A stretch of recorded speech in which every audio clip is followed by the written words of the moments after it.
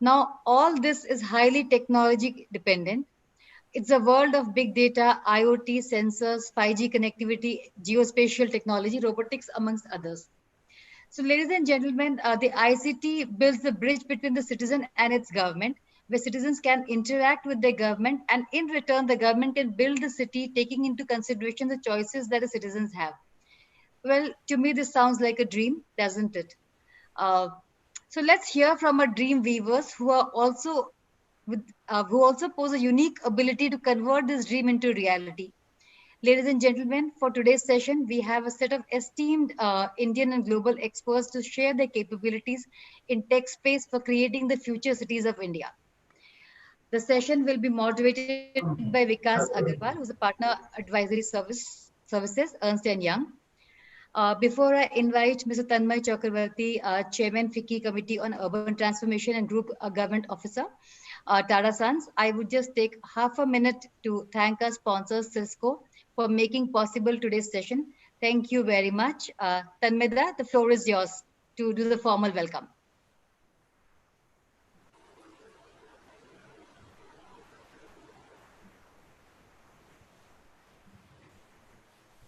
Tanmay sir, you're mute.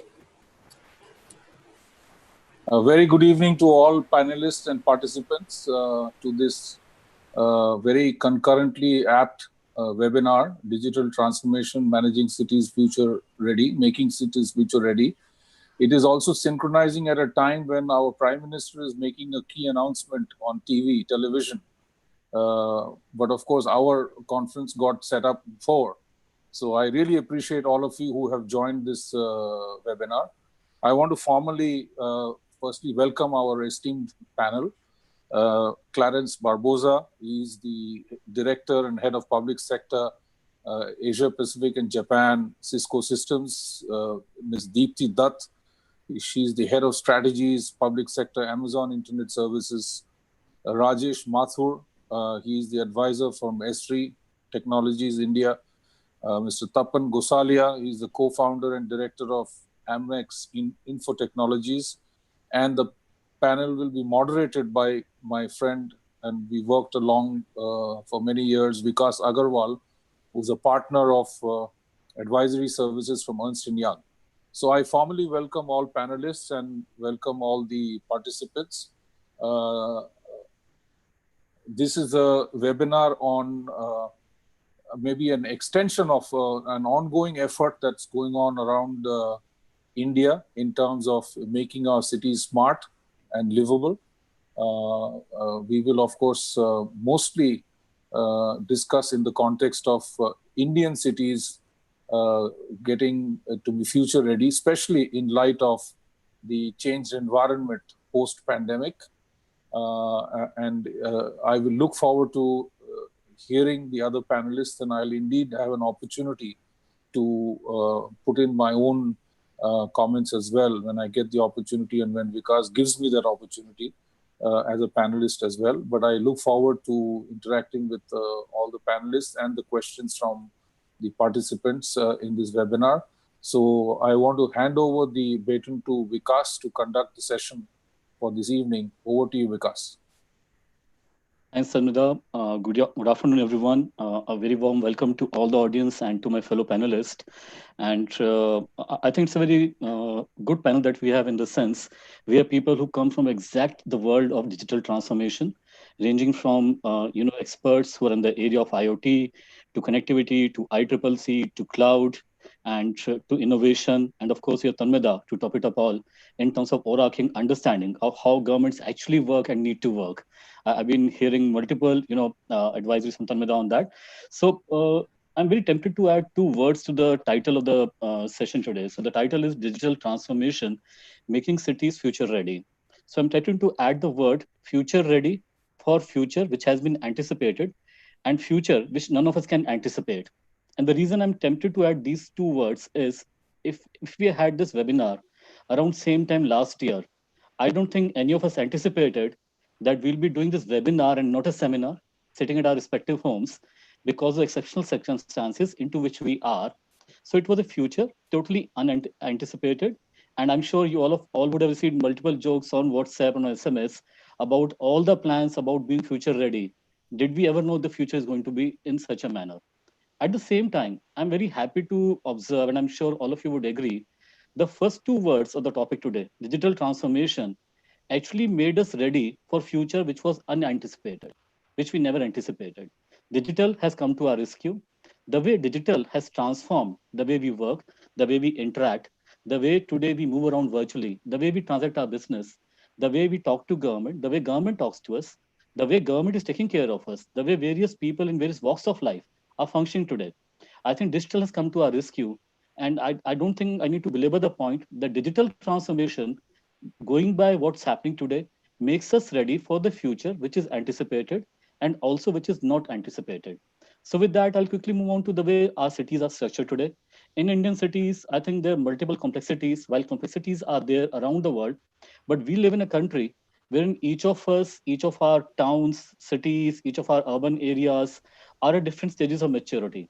So there's no city which is alike or similar to other city in terms of their maturity, in terms of processes, in terms of the way people handle stuff, and the way technology is infused over there.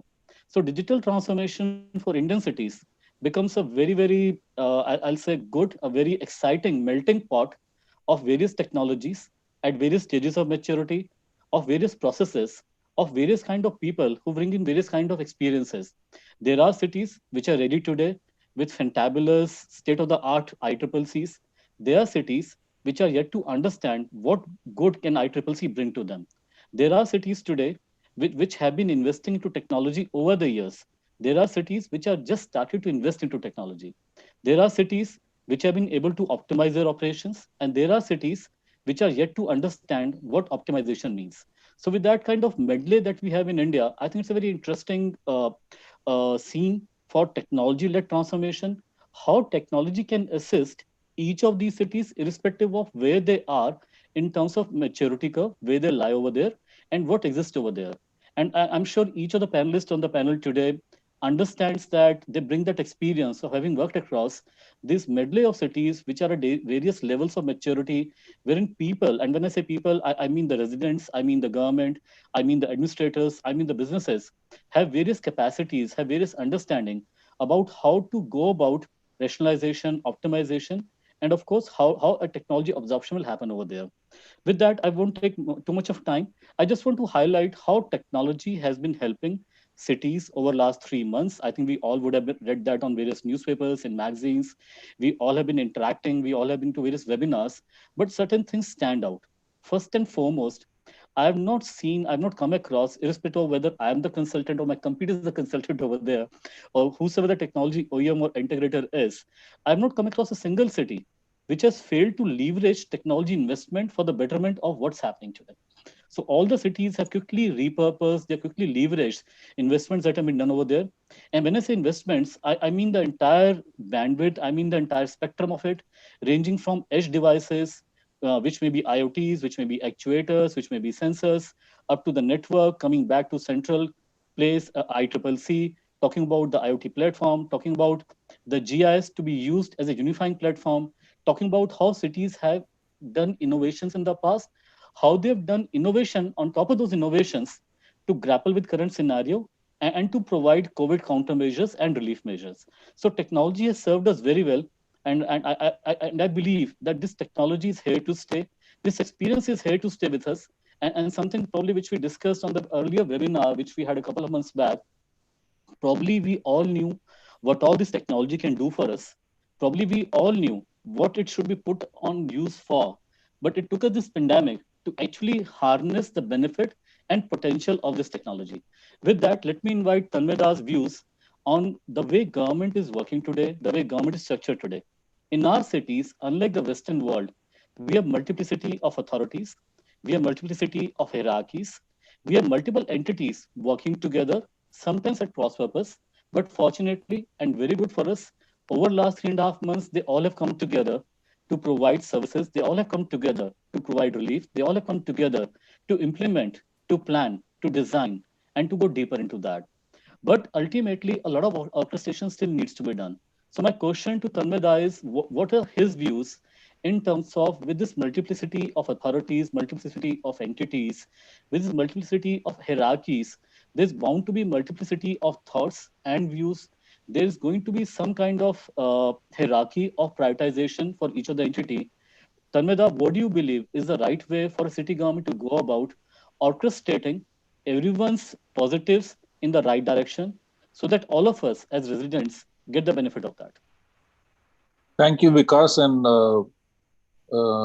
you have a very pertinent point because the way we are structured, and if you take, for example, a city where we live in, the city of Delhi, the administration is a very, very complex maze of administrative responsibilities, which encompass the federal government, which is the central government, the state government, then there is a local government, then there are councillors. It's a very, very complex maze of administration. And I think if you look at what has been happening in the beginning is that we did see a lot of, tutu meme and one-upmanship. But ultimately, I think there was an appreciation and an understanding that people working at cross purposes was not getting the necessary outcome that was expected of the effort that was being put in by all parties. So then we saw the maturity, the evolving maturity of convergence, and in which I would say the digital layer of the source of truth became the epitome or became the foundation for everybody to kind of then take actions on.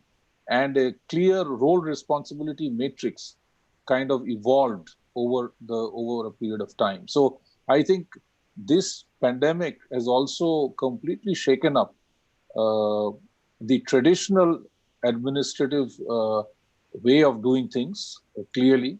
The people are also looking for extremely instant kind of outcomes of governance as compared to what used to be in the past in terms of maybe some hapless expectations. There is also the need for the government to act and rather than go round and round, because inaction will mean a clear deterioration of the situation and more sufferance for the people. So I think the relevance and the importance of a creation of a single source of truth in terms of the as is of every city becomes that much more relevant in the context of the post-pandemic environment. So I think that's one of the fundamentals that has emerged as a clear basis for action, decision-making, and communication amongst the multiple players that are all involved in administrating geographical region, maybe a city, maybe a village, maybe a taluk, maybe a district. Everywhere it is become absolutely clear. The other thing that we clearly have seen is that instead of the physical, a lot of work is actually moving on the digital and the virtual. So the importance of a stable network infrastructure, which then provides a voice, data, video, text kind of a platform for free and smooth and break-free kind of a movement of information becomes absolutely imperative for any kind of operations. So maybe by default, maybe by this environment that has hit us today, which is nothing short of a war that everybody is fighting all over the world. It's not just in India. It is a war without a bullet being fired, and I think a kind of a biological pandemic is establishing itself to be far more superior than all the military buildup that countries have been doing for so many years. And I think this is, and we are living through it all. So I think this is where I think it will definitely accelerate the digitization of cities and administrations much more faster than probably what it would have done in the traditional way if we had continued in the pre-pandemic kind of an era, is what I believe this has caused.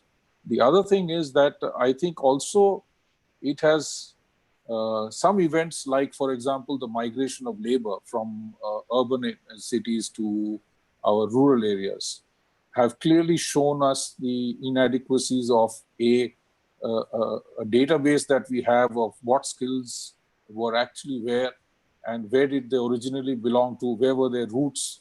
So just like India has created a database of all Indians who are working all over the world, I think a time has now come for India to take stock of domestic skill base and who belongs where and where are the skills, and a system of that magnitude, I think, is now being considered by the government to be built, so that we don't have this kind of, because one thing is that the people have gone back to their respective villages, leaving and deserting the cities that they were choosing to work in.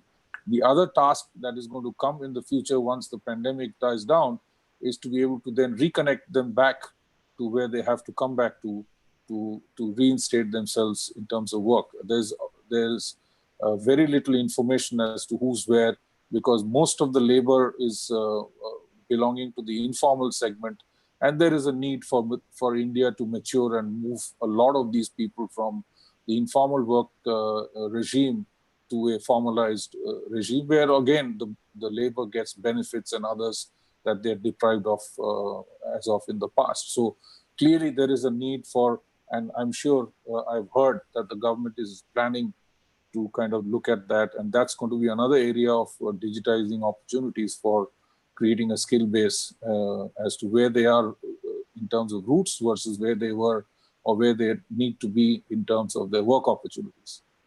The other final point that I'd like to make here is the need has been established for some of our cities to be thinking of massive decongestion. If you look at the fundamental of addressing the pandemic, which is the social distancing, many of our cities will disqualify because of the sheer inability to create that space to physically distance. If you look at some of the slums that we have created empirically in our cities, there is very little opportunity to socially distance. So this presents an opportunity for a tremendous decongestion wave and de-slumification wave that I would clearly foresee that is going to happen in India, especially in the cities that are really, up to the brim in terms of people concentrating in several jurisdictions rather than the cities really fanning out as they should to be able to give people space. So a lot of de-slumification projects, a lot of decongestion kind of initiatives is something I foresee that's going to happen, even though it's not really in the digital space, but clearly this is something that is going to happen in the physical space. The other problem that, the last problem that I will talk about is the fact that, we need to address some of our public transportation woes. Every city is, I think, up to its brim in terms of road capacity utilization, not necessarily by traffic moving, but a lot of occupation of road space for non-traffic purposes. So 52% of Delhi roads, for example, which are in the traditional areas of Delhi, are really not areas where traffic is moving, but it has been illegally occupied by squatters or vendors or hawkers. Tanmida, so I think there will be some thinking that you're making. Yeah. Very interesting point. And if I may request you to hold on to this point, because this is something which probably I'd like to come back to on this and seek some more inputs from you on that. In terms of what you just said, I found a sentence very catchy, Tanmay. You said a digital layer, which acts as a single source of truth. So I think no one would disagree with that. It's something which is very writ upon the wall today. And I think one thing which I can sort of link it to is when we talk about smart cities, when we talk about technologies, what they bring to city is a situational awareness. The situational awareness today gives us the digital layer of single source of truth. The situational awareness today is powered by devices, by all the sensors, by all the IoTs, which have been plugged into our cities, which are being plugged in more and more quantities, more and more dimensions and more sizes across everything that we do today. So today we got sensors to manage, to monitor, to manage traffic, to look at waste, to talk about water, right from water flow to leakage to quality. We're talking about sensors which help us in managing drains, managing our sewage, sensors which help us in managing our flood scenario. So sensors, sensors, and sensors. And the other point which you made, network in terms of when people need to work virtually. I think network is important also for these devices to work for us, which allows us to work virtually. And I think we are very fortunate to have Clarence, who comes from the world of network, from the world of IoT, from the world of sensor. So I'm very tempted to invite Clarence to share his thoughts, not exactly on IoT per se. I don't think we'll let Clarence share with us what IoT is about. I think we'll have our own definitions on that, but more in terms of the way cities are facing challenges today. So there are challenges of various kinds. There are economic challenges, there are socio-political challenges. There are more than anything else now challenges around sustainability, challenges around resilience. So Clarence, talking about challenges, multidimensional, multi-tiered, challenges which have been endemic, challenges which are occurring now, which are coming to light now, versus the way technology can help in overcome these challenges. How do you juxtapose an IoT-driven world versus the challenges? And how can an IoT-driven world help us in overcoming these challenges? Yeah. Thanks, Vikas. And it is on behalf of Cisco my pleasure to be here on this panel and in this discussion, right? I think as you think about the role of cities and in dealing with this pandemic, it has become even more evident that a smart way of working is the way. And there are many things that we had done in the past that we are unlikely to repeat going in the future. And so this pandemic has helped change a number of things of how we ourselves carry on work. There are things that we miss that we would like to see, but there are also things that we have learned. Similarly, I think cities have also gained a ton of intelligence through this. And so if you think about cities in the sense of smart, being either traffic, lighting, sensors, things like that, it is very evident. And you mentioned ICCC and integrated command and control centers. This has now become even more of a tool to help cities become resilient, to identify, where are the cases of a pandemic, what are red zones, and how do we respond to a growing yellow zone that becomes a red zone or a yellow zone that becomes a green zone, and to help citizens with their mobility. So it is a key, so technology is playing a key role. And from our perspective, what we have seen, not just in India, but in cities across the world, because this is a global pandemic, here in my home, here in Singapore today, or elsewhere on the planet, right? I think we have a number of examples where cities have used IoT technology, smart sensors, to help them in their response, because governments have always been, used to working from the office, and this has forced them to rethink that. And so, as Mr. Tanmoy said, there is a problem when we are willing to spend 2 hours in traffic to cross from one area of a city to another, but we think nothing of taking a 4-hour flight to go in to another city. So seemingly a 4-hour journey is much more compelling for us than a 2-hour car drive, because we hesitate to be stuck in traffic. And so that is a unique thing in all of my years that I have been working in India and visiting India. And so I find that cities have an opportunity coming out of the pandemic to use IoT to help alleviate this unique challenge for citizens. Another one, as you mentioned, is around social distancing. The need to spend hours in a government office for some of the most basic services, like an ID card, like paying a bill, or paying things, have moved online, but not uniformly. And I think that's something that, again, technology can support. In connected justice is another area where, for simple things, we have worked with the Justice Department and with several judiciary committees to help leverage technology to, facilitate and alleviate citizens. So a lot of the work that you talk about from a social resilience standpoint, I wouldn't say that IoT is the answer, but the application of IoT would help provide some answers. Obviously, in India, we talk, I know this panel is very intimately familiar with Gurugram. which is, which is being highlighted as a model for what we can do. But then there are many such models that we can learn from. And as Vikas, as you rightly said, cities are in different stages of the spectrum. Some have, very evolved, some are just about starting. And the nice thing about technology is that it levels the playing field. And what India has shown with its population and with its digital revolution is that people are willing to take on technology and use the benefits of technology. And I think that is something that, coming out of this pandemic, will help India rebound, I would argue, faster than some of its peer countries and some of the more mature countries where perhaps the role of technology is not as well appreciated. Vikas?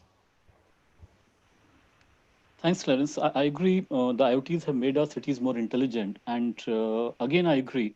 And I think that's a great point that this intelligence will lead us to sustainability and resilience. Probably it's up to us. How do we analyze whatever intelligence is being collected? How do we make further intelligent use of this intelligence, which is coming from our streets, from our street furniture, from nooks and corners of our city? And how do we actually use that analysis to arrive at decisions which are based on facts, decisions which, as Tanmay said, based on single source of truth, which is digitally powered, so there's no refutation of that. And how do we actually start working basis that? And what comes to my mind is this kind of intelligence requires a system which needs to be scalable, which needs to be flexible, system which is available on demand, because as the intelligence grows, as we embed more and more sensors, as we bring in more and more data, more and more signal back to our ICCCs, we do not know where it's going to end. And I think probably it's not going to end anywhere at all. The sensors, the number of devices, the street furniture, the data is just going to grow, grow, and grow. But in anticipation of that growth, should we invest today, or should we adopt a mechanism which gives us the flexibility and scalability of, without spending money, we have something just round the corner, as and when we need to spend money, we spend that money. And this is where I think cloud comes into picture. Cloud enabled intelligence for cities, wherein cities need to plan for what they need today, and help is round the corner as the city's needs expand, as the technology extends, as we plug in more and more devices, as we get more and more data, as we want to do more and more analysis. We need not invest upfront. We have got help at hand. The cloud is just around the corner for us. We work on the cloud. We start using the flexibility and scalability offered by cloud to us. And here I would like to invite Deepti to share her thoughts that while we all talk about cloud computing in multiple facets, in multiple manners, how is it much more suitable for a city environment today than it was yesterday? How the technologies of today coupled with problems of today make cloud a good choice, a good platform to invest upon. Deepti, over to you. Thanks, Vikas. Very well said that, how do we really go for flexibility, adaptability, scalability in today's time? Technology today is moving so fast these days that the fixed IT hardware or solution that cities procure today would not really be relevant after 2 years. Leave alone 5 to 7 years, that's a lifespan of I hope I'm visible there, right? Yeah. No, Ms. Deepti. Yes, it is fine now. So technology is moving so fast these days that the fixed IT hardware solution that you procure today would not be relevant 2 years, leave alone 5 to 7 years. That's typically lifespan of a government contract, right? Just to illustrate, a few years back, as part of city surveillance requirements, cities were asking for cameras in VMS solution. After first few cities went live, people started to realize that getting all the video feeds in a central place is of not much use really. What do we really do on top of it? Then the need for intelligence, video and analytics started to come in. The discussion very quickly moved on to machine learning based solution and things like that. Now, if you look at these solutions, they require a very different set of IT capabilities as compared to what was like really procured 2-3 years back. And again, different capabilities to train the models, different capabilities to run inferences and things like that. Also, these use cases, they started to vary from time to time and location to location. So for example, what intelligence you need to draw at traffic junctions versus, other places, streets or slum areas. Similarly, what inference you need to draw during festival times like Ganpati Visarjan, what insights you need to get versus COVID times where you really want to look at crowd gathering and people wearing masks and things like that. So with a cloud-based approach, you are able to keep pace with all these things and repurpose your solution, your implementation, and quickly move on to this. We have seen many cases the standard RFPs that we have, that implementation timeline for any smart city solution ranges from 6 to 12 months. However, this scenario changes very quickly for cloud-based solution.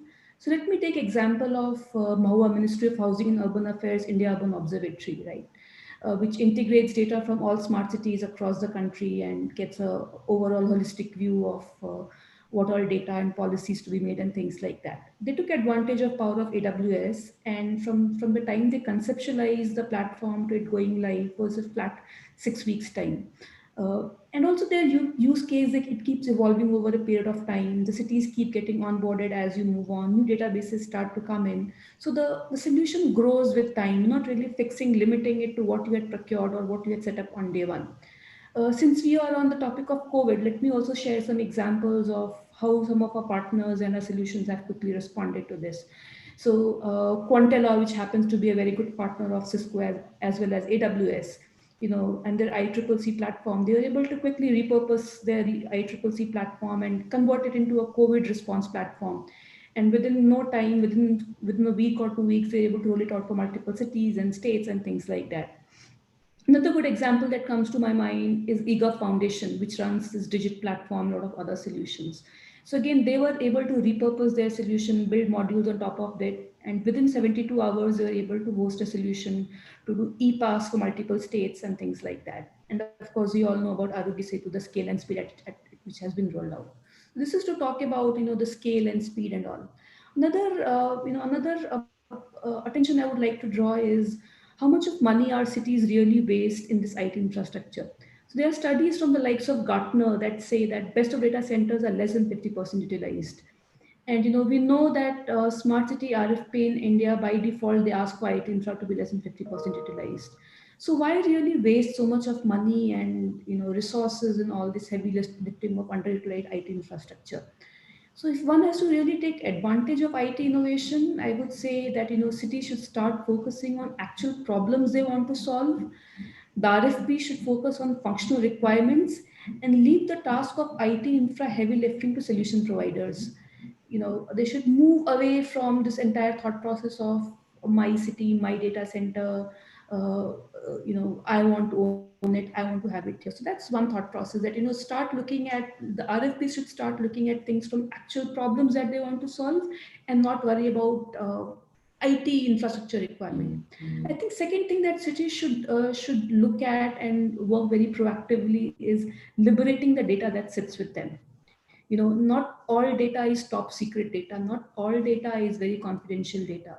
Cities should start looking at mechanism, that how do you anonymize the data, how do you put that aggregated data, how do you keep it up to date and put it out in open domain, and allow startups and builders to innovate on top of that, draw new solutions, new insights and things like that. A lot of global cities are doing it very well, like cities of Chicago and London and places like that. I think India Urban Observatory and the entire data platform approach that Mahua is taking, it's step in the right direction. I think there's so much more to be done, and only when we get to that stage is when we're really able to see IT innovation and the power of cloud can be leveraged in that.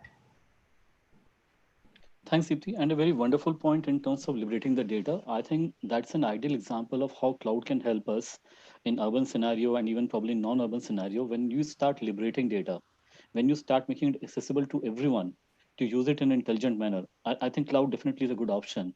In terms of at city level, how much of data, how much of intelligence, how much of analysis can go on cloud, and what should be the drop off locally? I think that's something which we need to discuss further, and probably I'll come back to you on that. And but yes, I agree. And another two wonderful examples which you talked about, and I would agree that those two examples won't be there but for the cloud Arogya Setu app. The way we saw millions of downloads, millions of people activating the app in a short span couldn't have been done without the power of cloud.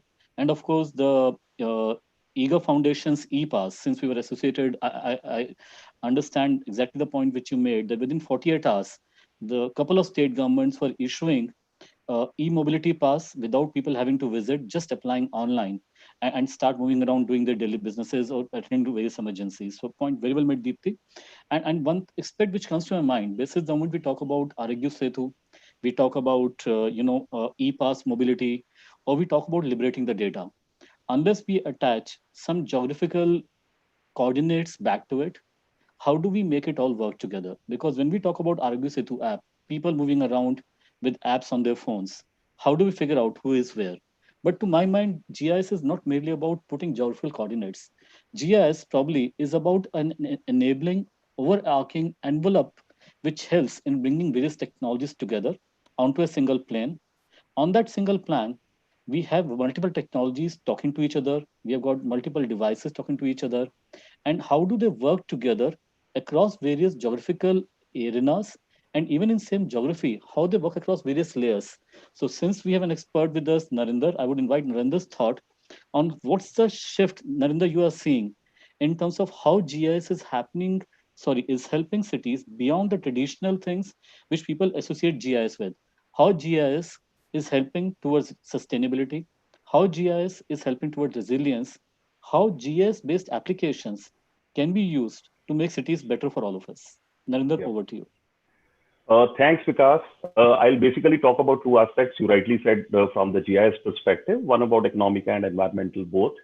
So in terms of the economic stability, sustainability, GIS actually plays a very big role. GIS helps cities to conduct the suitability analysis, for establishment of new industries, so to say, by mapping availability of raw material, requisite skill base, so to say, infrastructure support, and identifying the target markets for where it is.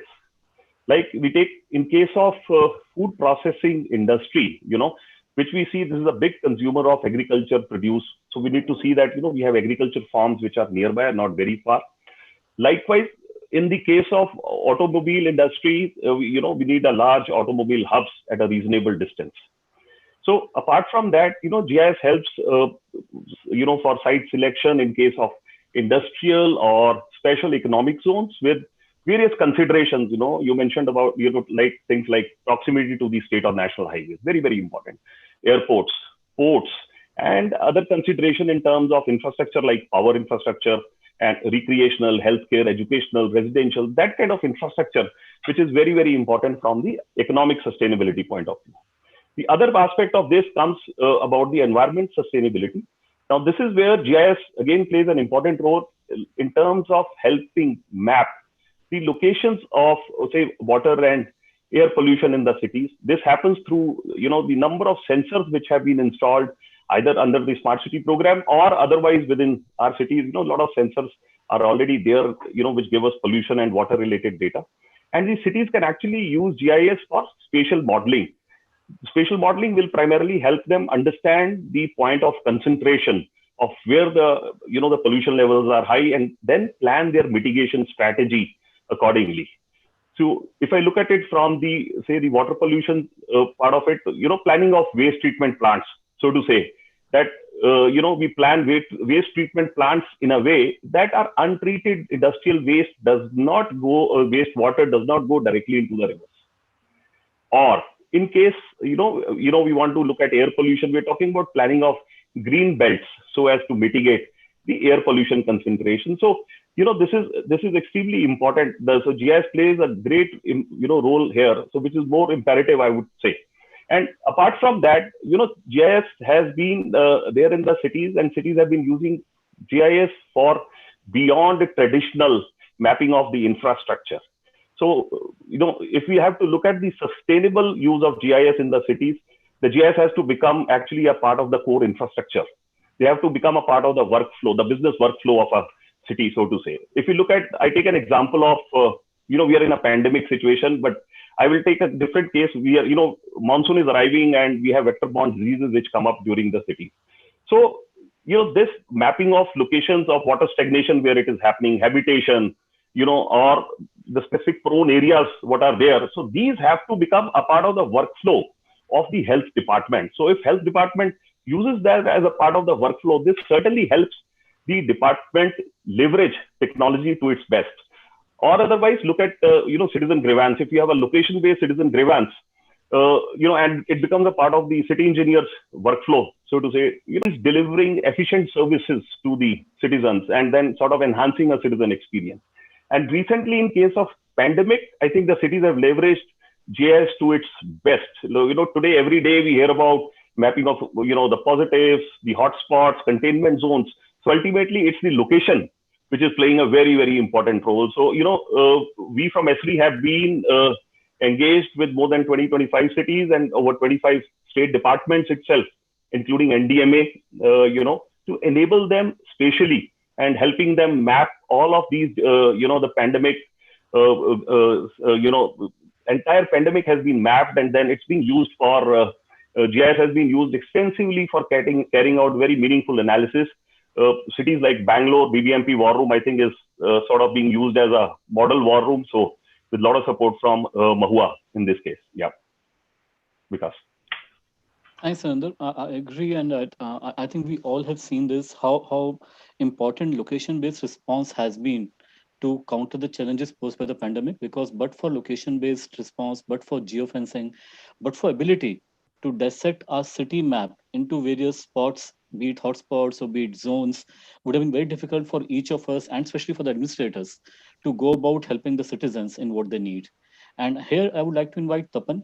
Tapan, we have talked about multiple technologies. We're talking about IoT, we're talking about how cloud helps the scenario, what value cloud offers. We're talking about GIS, we're talking about what city governments need to do. From an innovator's perspective, these are all innovations, but what be the innovations on top of these innovations? What's your viewpoint out here? How do you bring these technologies together in an innovative manner? And how can these innovations lead to a better future for all of us? Because rightly mentioned that all these blocks in isolation will definitely help, but unless and otherwise they have been integrated seamlessly, they are of no use. So while we talk about 100 plus smart city being developed in India at various maturity level, the cities are actually invested in various sort of infrastructure, be it data center or cloud, be it ICCC, be it GIS as a platform, be it IoT sensors on the ground, or be it any data generation points, right? Unless and otherwise all these infrastructure work in a tangent, it's not going to help us. Let me give you some example of pandemic situation wherein we handled with our customer. Let me take you an example of Kalyan. Kalyan wanted to come up with an asset repository on a GIS platform. So we and Esri worked together with Kalyan, and we actually created a simulation model for both Kalyan and Indore in terms of projecting how pandemic is going to pan out right away. Where are my hotspots going to be? Where are my hospitals? Where are my beds available? Where are the medical centers available, right? So having got the infrastructure available, the key lies how do we objectively and seamlessly use them with the speed of time. The important thing which in the area of pandemic or for time to come, it's going to be a digital twin. Just assume a scenario wherein every city prior to lockdown, we had a major city digital twin available with us. Digital twin could be all the infrastructure on a virtual gallery sort of manner on a GIS platform, and we create a simulation model out of that. Let's say, for an example, in a slum area which Tanumeda mentioned, Dharavi handled really wonderful, right? So can I apply some input variable to a simulation model for Dharavi slum? I have an understanding on a GIS platform that these many people residing over here, these many essential services would be required. These are utility status, and just hypothetically create some input to the simulation model, and let's try to see what output comes out to be. One example. Another example could be unlock. We have been talking a lot in terms of how efficient unlock strategy could be, how to identify essential services and non-essential services. What if my essential services are passing through red zones? What if my essential services are passing to containment zone? So whether IoT and simulation can help us really effectively unlocking the thing rather than making a blanket approval, right? So simulation along with IoT models are going to be a new future. Wherein ICCC is going to help us a lot. Again, wonderful examples, right? We are talking about standard operating procedures, which are theoretically in place. Can we really apply this standard operating procedure, which also cover health services, which have not been part of smart cities earlier? But during pandemic, everyone has understood that ICCC is now not, it's not only ICCC, it's becoming war room. GIS is just not a tool. GIS is the required platform. It's a mandatory platform. So can we integrate everything on an ICCC platform? Can we integrate hospitals overnight? Yes, the answer is yes, and pandemic has helped that. So even many cities who have not actually integrated utilities like water or health services or electricity have overnight enabled these services to be integrated on a war room scenario on ICCC platform. Cisco is a wonderful example wherein along with cloud enabled facilities, we could actually overnight integrate many such services for many such cities. And these information, a single source of truth, integrated source of truth at a war room can actually help decision maker to take the right decision and execute the limited resources on the ground. So in a situation like pandemic, even for innovators like us, just to develop a small IoT device, we might be hindered with a small battery. We might require some Air Force planes to be sort of mobilized for small component, right? And even in such a situation, if overnight ICCC or GIS can do wonders on cloud, probably those investments in smart city are now worthwhile, and probably system integrator like us or innovator like us would definitely say that maybe now onwards my sales team would not require to go and sell GIS or ICCC or cloud platform. It's cities who have now understood that these are predominant required infrastructure. So unless and otherwise we have this infrastructure, the response will be slow. Having said that, with basic infrastructure in place, with basic efficiencies and SOP in place, the next wave has to be integrated approach in various services. And the next, the final important point I want to make over here is the use of data. We have been talking a lot about data monetization prior to pandemic. So obviously data monetization, whatever data has been generated by smart city through IoT or through integrated approach is definitely useful economical purpose, but also now it also makes a sense for health and social purposes. This data can definitely help, like post pandemic, I can properly plan my transport. My routes will be completely different. The bus routes will be completely different than what it used to be prior to pandemic, because it was economically impacted. Now it's social impacted. I would rather be taking labors right away to the heart of my business centers. So I think use of data on health, use of data on monetization is going to be very important along with digital simulation. So that's what Vikas, over to you. Thanks, Tapan. Very interesting digital twinning and simulation. I think if we had those digital twins ready for us, for most of our cities, at least for the major cities, scenario would have been much more easier, much more different for us. I fully agree. And of course, simulation offers us that ability, rather than doing a complete lockdown or complete uplifting of lockdown, we could have done much better fragmentation. We could have a much better micro management in terms of having micro clusters where we could have done that. So I fully agree with you. And since we're running out of time, and I would love to invite some questions from the audience, but before that, I'm tempted to invite each of the speakers for 30 seconds each to add to any further thoughts they would like to add, having heard the other speakers. And may I start in alphabetical order this time? So inviting Clarence, your 30 seconds.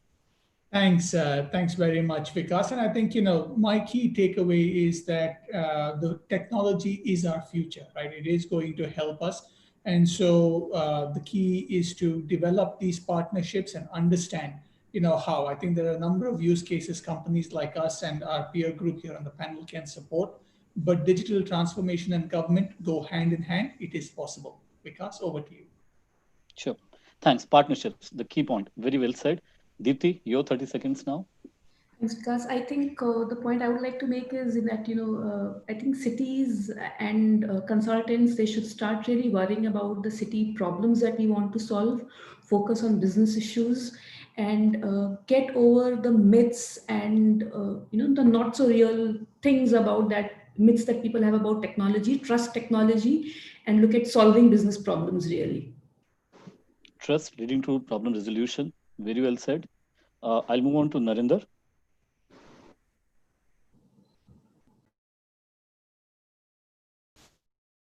Narinder, we can't hear you. You're on mute.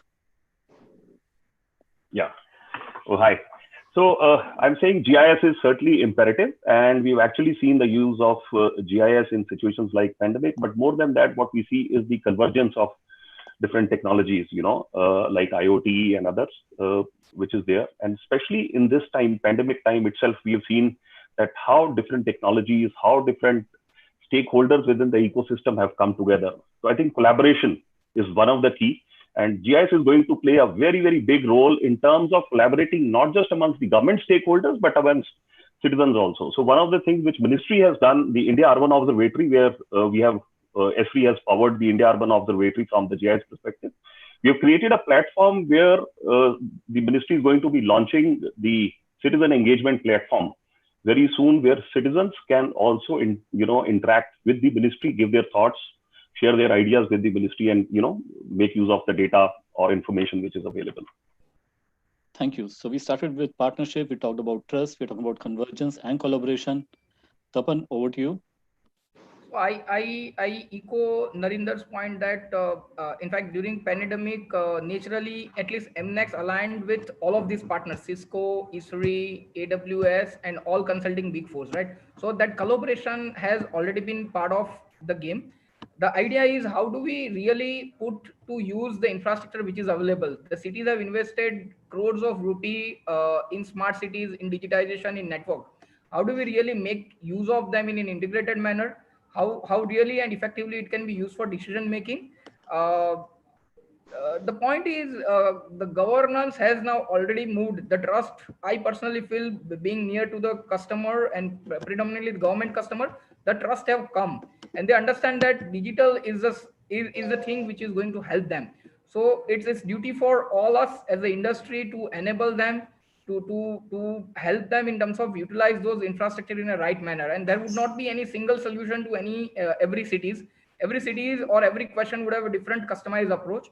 It would differ from OEM to OEM. It would differ from partner to partner. So collaboration within the industry, coming up with a clear voice.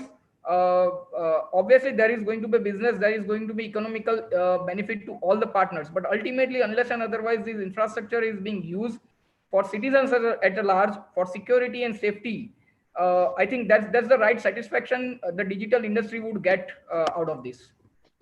Thanks, Tapan. Tanmaya, 30-second advice from you.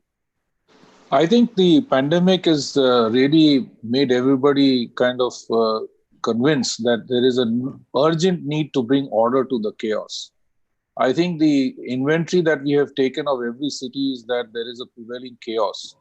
And, empirically, we have added to the chaos. And now there is a need to bring order to the chaos. And a digital platform and an environment actually helps to bring order to the chaos.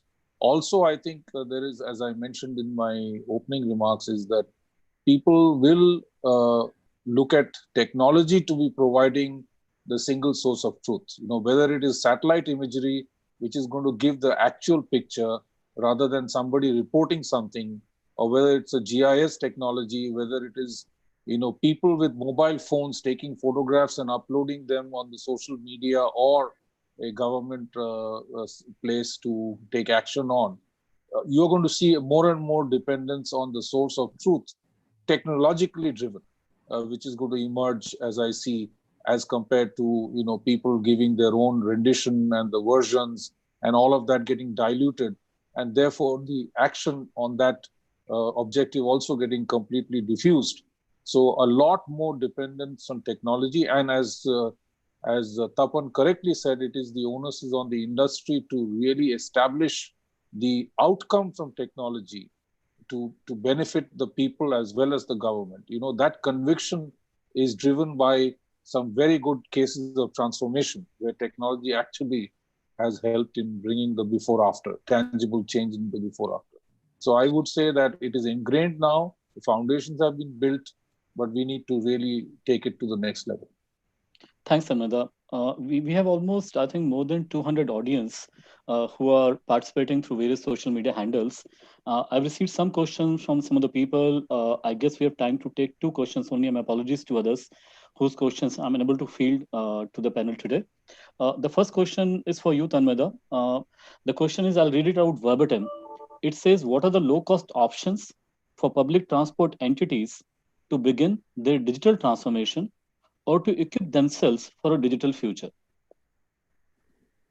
I think the first, my direct response to that question is that the public transportation providers have to completely think out of the box.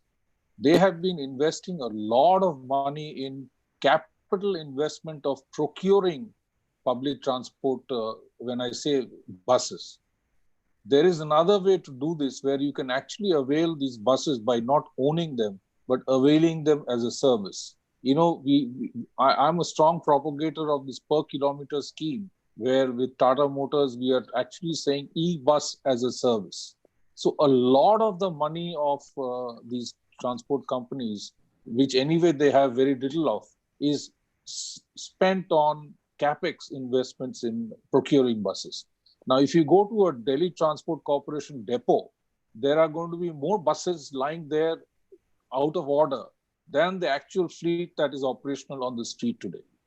That's primarily because they are unable to have either the depth or the expertise or the spares to be able to keep a fleet up and running at, let's say, 99% of time.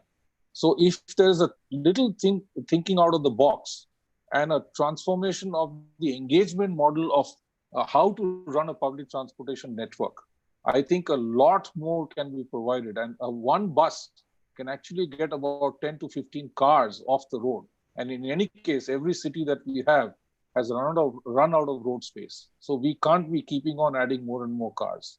So we have to think of a public transportation system that is clean, that is predictable, that provides the ability for a citizen to look at a mobile application to know if I get onto the bus at so-and-so time, I'm going to reach my destination at so-and-so time, and it actually reaches at that time.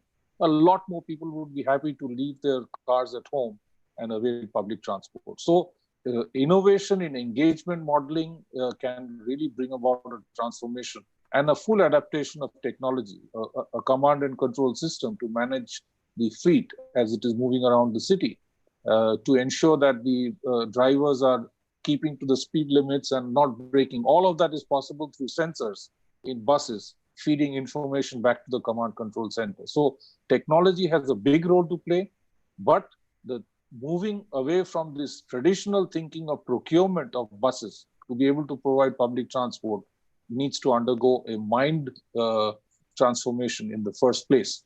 And then I think cities can offer very efficient public transport as an alternative, which can be clean, based on electric buses. It can pollute less, which can take more people. People can do Wi-Fi on the streets rather than driving and spending hours and hours and wasting productivity on the street. So there is an opportunity for India for that.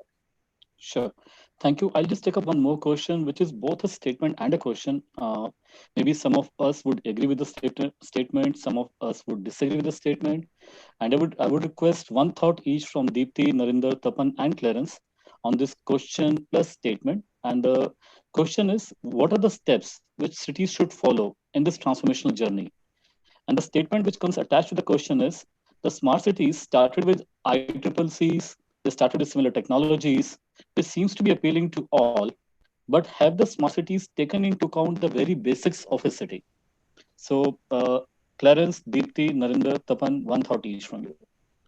Yeah, thanks, Vikas. And you know, it's a thought-provoking question. But the key thing is, I think rather than having a standard steps for all cities, to look at where that city is and what are the key problems that some of my panelists have had. So let's identify the key problems. So rather than saying that the ICCC is a solution to all problems, I think let's figure out what we put into, how we enable the ICCC that we know is the lifeblood, right? And so I think we have to look at what problems we're trying to solve and then equip the ICCC accordingly. Many people in many cities in India see traffic as a big problem, but is it really traffic, or is it, you know, the adherence to rules and regulations of the street? And then I think, you know, then we start, when we go on a quest for these kind of questions, the answers will then reveal the steps we have to take, Vikas.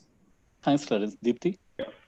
So I totally agree that, you know, I think first step should be every city should identify what problems they want to solve, what are the pressing needs that citizens have and the municipal operation that needs in the city, and then solve for that rather than retrofitting technology into a city. Start with a problem statement, what city needs to solve for, and go for that. I think second thing also, I think, you know, our cities need to become sensible before they can become smart. So that's another point I would like to add, that, basic planning, getting sensibilities, and no city can become smart without citizens becoming smart. So I think that goes hand in hand with cities becoming sensible. People become sensible, cities become sensible before we all become smart. True. Narinder, your thoughts? Yeah, you see, if you look at it, every city is actually unique, and whether we look at the smart city program or otherwise, every city has its all unique set of problems, and these problems are well articulated in the smart city proposals which had come in. But it's not just that one solution fits all. So we have to actually really adhere ourselves to the basics, which is basically that whatever problems have been identified for the cities, we need to orient our solutions towards that. So what we are seeing is generally there, and many times we see with the cities and the RFPs coming out, everybody's trying to follow a trend saying, let me enable or, get these 5 or 10 elements enabled on in the ICCC. That may not be relevant for each of the cities. So we have to look at unique problems and, address them. Thank you. Thanks. Tapan? While started smart city mission almost 5 years back, many of city has invested a lot, and typically this template has come from abroad, which has been customized a lot for Indian context, and all of the cities have followed almost the same template. Major thought process have come from the consulting fraternity, from the governance fraternity, as well as OEM and integrators. Now I think there is a saturation over there. We should throw open a challenge to startup and ecosystem as a whole. We should come up with an open data policy, that infrastructure is in place, data is coming in, cloud is in place, ICCC is in place, IoT is in place.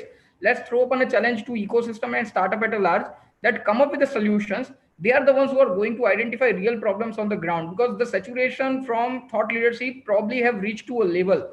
So the smaller innovation would definitely enable come up with very finer solutions, and those will be scalable. So what if, let's say all smart city come up and say that, hey, look, the data is available. I'm going to give you on an API on a confidential format, and you start using this data, start building up applications, start building up solution, and pay me back some of the returns. So I think that approach, innovation would, the next wave of innovation would come from throwing data, throwing challenges right away to the industry as a whole. Thanks, Tapan. Before I make any concluding remarks, let me invite Tanmida once again for any final thoughts you would like to share with us. No, I think because firstly, it was a very engaging discussion, and I really thank all the panelists for their views, and I think they have hit very almost all the time have focused on some of the opportunities and how can technology enable and improve the situation that we have. And every city has a problem, whether it's the most advanced city in the world or, the laggard. So it is a continuously evolving maturity. I'm sure that every city has to go through as a journey. So I would only say that, maybe we have got a wake-up call through the experience of the pandemic, which probably will act as a phenomenal catalyst for a lot of improvement that we can visibly see and personally experience as we live in our cities. And to Deepti's point, she used the word sensible cities. I would say that we should go back to the roots and look at livability in cities. I think that's the fundamental fabric that we have to build, is that cities have to be livable for it to be then going to the evolving maturity of becoming smart as it goes to the journey. So I think that's where we need to go back to the basics, and as I mentioned, decongest, de-slumify, and several other aspects that we have to take into account to be able to inject more and more technology, because to manage 1.33 billion people through the construct and the hierarchy of government that we have today is just impossible without adequate dose of technology, and technology focused on delivering outcomes. I must qualify it at the same time. Thanks, Tanmida. It's been a very, very interesting discussion. As you said, I echo your thoughts, and I must thank all the speakers for remaining focused on the topic of the day and for the various questions that were being answered for all of us. Some very new thoughts, some things which we all understand, but probably being recapped for us in a much more interesting manner. And for me, the takeaway, apart from technology that we talked about, has been the keywords echoed by some of the speakers out here, talking about trust, convergence, partnership, integration, working together, collaboration, sensibilities, sensitivities, intelligence, data points, flexibility, scalability. So probably I can keep on counting these buzzwords, each of which probably carry a lot of meaning in today's scenario. So with that, I must thank each and every speaker. Thank you, Tanmeda. Thanks, Deepti. Thanks, Clarence. Thanks, Tapan. Thanks, Narendra. And more than anyone else, thank you so much, our audience. Thanks for being there with us. And thanks for hearing us out. It's been a wonderful evening for me. Thank you so much. Thank you very much, Vikas, for conducting it so well. And thank you, Nija, for setting it up for all of us. Bye-bye. Stay safe. Thank you, everyone. Bye. Thank you. Thanks. Thanks, everyone. Thank you.